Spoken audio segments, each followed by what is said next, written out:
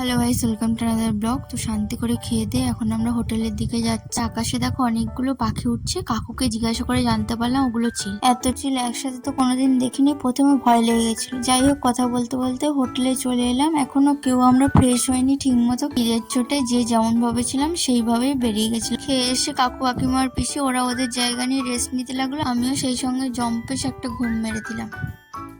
হাসি সারা ট্যুর শেষ হয়ে গেল, সব কিছু শেষ হয়ে গেল। শুধু ভোরবেলা উঠে বাড়ি যাবো। হাসি এখন ট্রাইপড বের করেছে। আসো, এই যে ও দেবযানীও জামা পরে নিয়েছিল। এদিকে কাকু কাকিমা পিসি ওরাও রেডি হয়ে গেছিল। তো আমিও রেডি হয়ে নিলাম, নিয়ে কালিমাকে দেখবো বলে সবাই মিলে বেরিয়ে পড়লাম। 4:30 বাজে। দেখা যাক মন্দিরে পুজো হচ্ছে কিনা। এখনো পুজো তো দেওয়ার ইচ্ছা আছে, কিন্তু অনেক ভিড় হয় শুনলাম। এত ভিড়ে পুজো দিতে পারবো কিনা জানি না। তবে তারাপীঠ যখন এসছি মাকে দেখেই যাবো। জুতো খুলে মায়ের মন্দিরে তো চলে এলাম, কিন্তু লাইন দেখেই তো অবাক। দেখতে পাচ্ছ কত লাইন, ওরা নাকি ভোরবেলা থেকে লাইন দিচ্ছে।